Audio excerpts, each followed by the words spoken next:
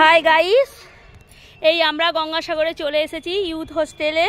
এই দেখতে পাচ্ছেন প্রাকৃতিক ভিউ। ইউথ হোস্টেলে আসবেন, অবশ্যই আপনারা এসে থাকবেন।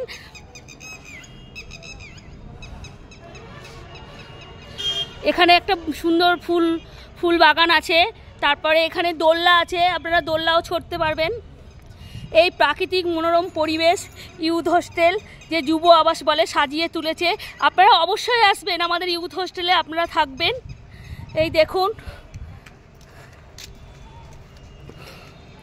আর ইউথ হোস্টেলের পুরো কাছেই গঙ্গাসাগরের মন্দির, কপিলদেব মন্দির এখানে আছে।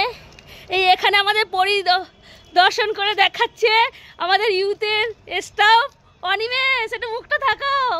এই হচ্ছে অনিমেষ, ঠিক আছে। তার সঙ্গে আমার বর আছে, বর একটু চিন্তা ভাবনা করছে, ঠিক আছে। আপনারাও আসবেন, এই দেখতে পাচ্ছেন।